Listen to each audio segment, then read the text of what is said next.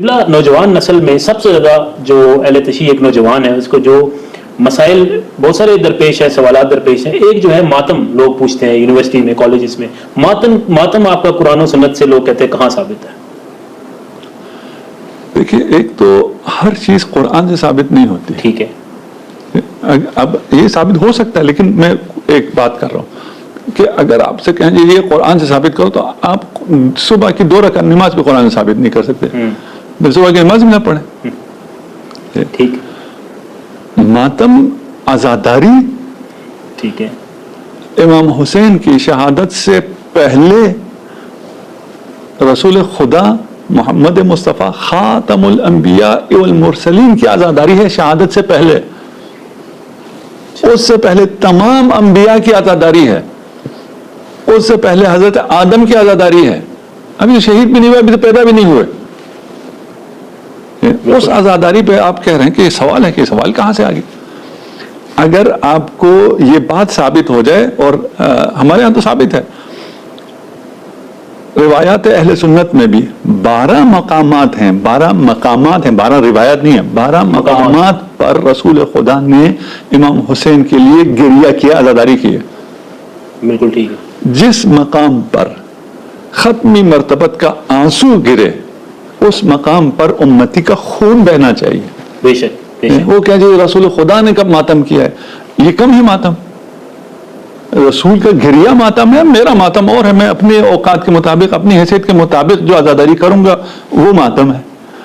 اور پھر ماتم تشیع میں واجب نہیں ہے. ٹھیک ہے، یہ عزاداری کے اظہار کا ایک ذریعہ ہے. ٹھیک ہے. آپ کو محبت ہے اہل بیت سے، آپ کو محبت ہے رسول اللہ سے، آپ رسول اللہ کی آنکھوں میں آنسو دیکھ کر ماتم کرتے ہیں. اس کے ثبوت کے لیے اور کیا ثبوت چاہیے؟ ہم نے کہا واجب نہیں ہے. یہ محبت کا اظہار ہے. ان میں سے میں بہت سے لوگوں کو جانتا ہوں، اور ایک ایکسپیرینس ابھی بالکل ریسنٹ ہے. اچھا، چند ہفتے پہلے کا.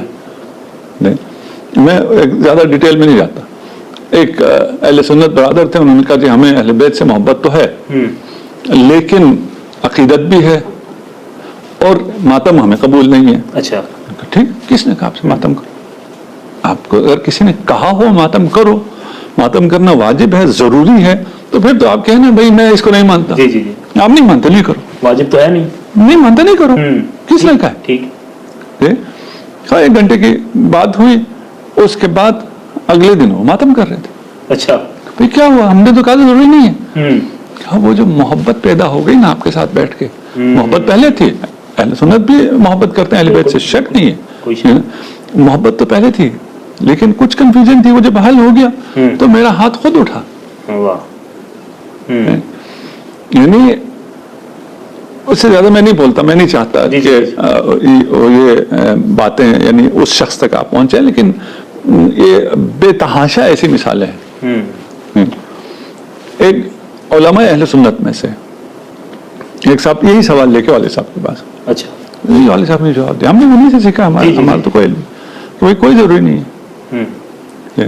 ٹھیک ہے، کوئی واجب نہیں ہے. آپ کس نے کہا ہے نہ کرو ماتم؟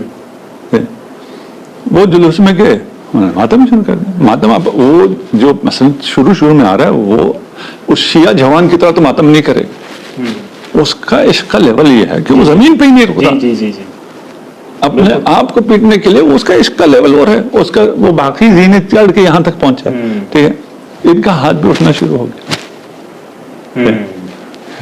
نہ کرو بھائی، کیا کر رہے ہو؟ یہ کہتا اپنا اختیار نہیں، بے اختیار ہو کر، بے اختیار. یہ ایک عشق کا اظہار ہے.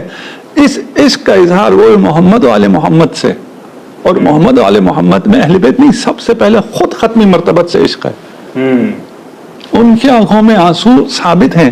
جی جی، شہادت سے پہلے، جی شہادت سے پہلے ثابت ہے.